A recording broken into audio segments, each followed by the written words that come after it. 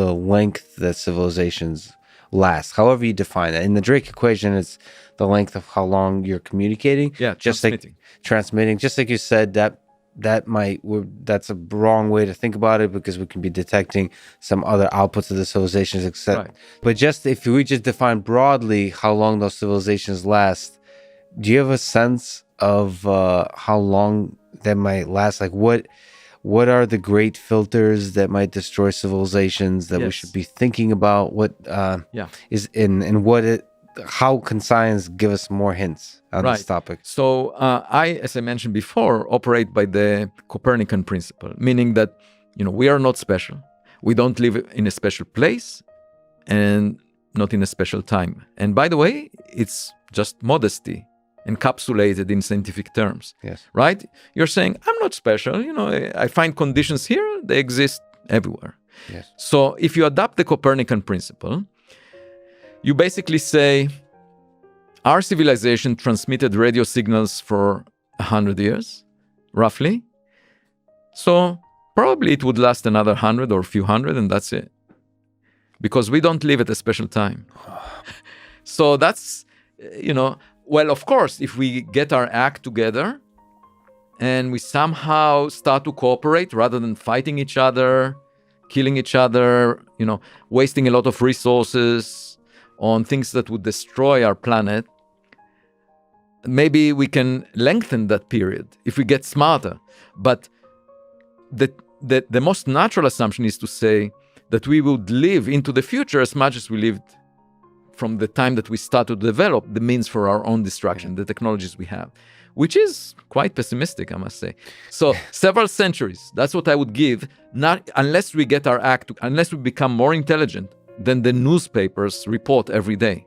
Okay, point number one. Second, and by the way, this is relevant, I should say, because there was a report about perhaps a radio signal detected from Proxima Centauri. What do you make of that signal? Oh, I think it's some Australian guy with a cell phone next to the observatory or something like that, because it was the Parkes telescope in Australia. Okay, I was like, why Australian guy? Yeah, okay. So it's human-created noise. Yeah, which is always the worry, because actually the same observatory, the Parkes Observatory, detected a couple of years ago some signal, and then they realized that it comes back at lunchtime. Yes. And they said, okay, what could it be? And then they figured out that it must be the microwave oven in the observatory, because someone was opening it before it finished, and it was creating this radio signal that they detected with a telescope every lunchtime.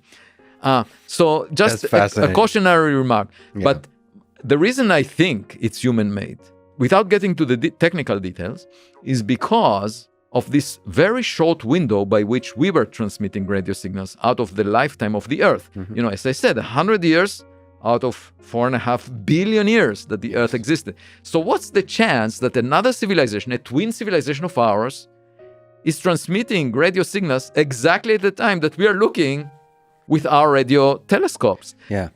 10 to the minus 7, So...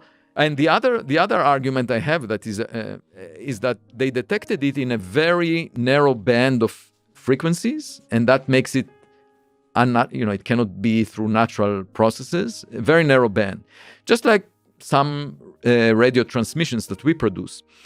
But if it were to come from the habitable zone, from a transmitter on the surface of Proxima b, this is the planet that orbits Proxima Centauri, then I calculated that the frequency would drift through the Doppler effect. Just like when you hear a siren on the street, when the car approaches you, it has a different pitch than when it recedes away from you. That's the Doppler effect. Mm.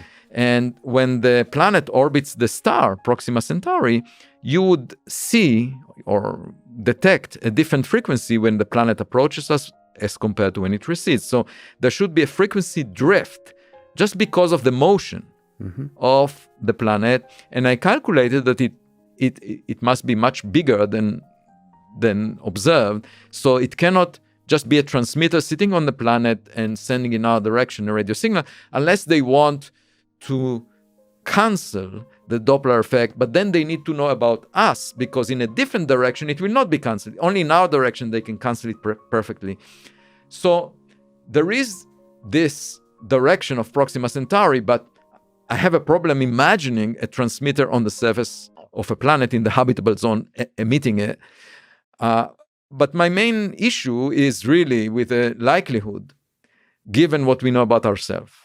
Right. In terms of the duration of the civilization. The Copernican principle, yeah.